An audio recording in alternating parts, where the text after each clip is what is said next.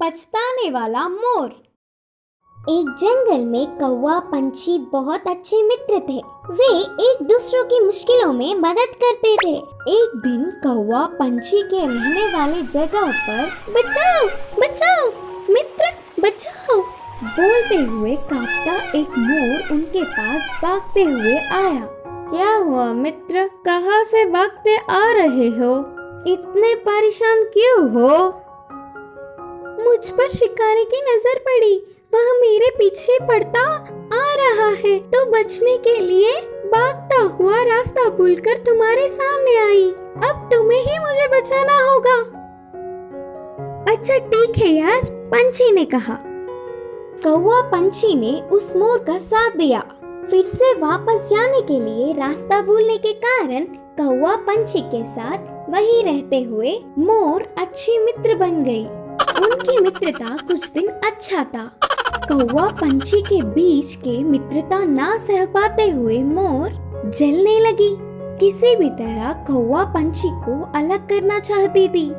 एक दिन कौवा भोजन के लिए बाहर जाने के समय पर मोर ने पंछी से कहा, मित्र तुम कौवे से इतना ज्यादा मित्रता बढ़ाकर बहुत ही नजदीक रह रहे हो। क्या तुमने उसकी बदसूरती कभी नहीं देखी?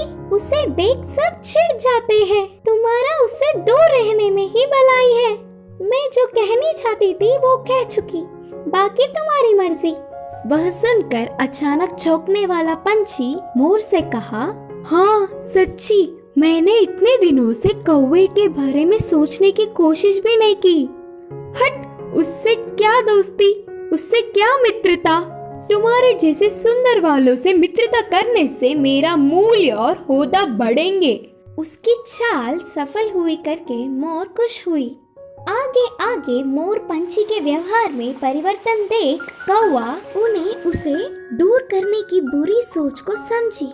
एक दिन, मित्रों, मेरी वजह से तुम्हें तकलीफ हो रहा होगा, इसीलिए इधर के पास में ही एक घोंसला बनाया। मैं वहाँ जाकर रहूँगा। चलता हूँ करके कौवा उदास होकर कहा। वह अपने आप जा रहा है करके बोलने पर मन ही मन बहुत खुश होकर, अच्छा अब तुम्हारी मर्जी मित्र, मोर और पंछी ने कहा। मोर और पंछी कौवे का भला टली करके खुशी मनाने लगे। ऐसे समय बीतता गया। पुराने मित्रों को छोड़ के आए हुए बहुत दिन होने से कौवे को उन्हें देखने की इच्छा जागी। पुरानी जगह पर उड़ता हुआ आया। उसी क्षण अपने पंख खोलकर नाचने वाले मोर पर एक शिकारी ने निशाना लगाया। कौवा देखा और परेशान हुआ। हटो वहाँ से, मोर मित्र हटो, खतरा खतरा बोलकर जोर से चिल्लाया। पास में मरी हुई सांप को अपनी चोंच से पकड़कर शिकारी पर छोड़ा। सांप अपने ऊपर गिरने से, बचाओ बचाओ, सांप सांप बोलते हुए जोर से चिल्लाकर डर के शिकारी वहाँ से भाग गया। यह सब देखकर मोर के होश उड़ गए। भागते हुए आकर कौवे की चरणों पर गिरी और रोते हुए कहा, माफ कर दो मित्र, सुंदरता के घमंड में मैं मेरे मुश्किल समय में मदद करने वाले तुम्हें धोखा दिया, लेकिन तुमने मेरे प्राण बचाए। तुम्हारा कर्ज कैसे भुगतान करूं? तब कौवे ने कहा, पछतावे से बड़ी कोई सजा नहीं, मैंने तुम्हें पूरे दिल से माफ किया। तभी आई हुई पंछी पूरी बात जानकर दुखी होकर अपनी की हुई गलती पर शर्मिंदा होकर सिर झुकाया।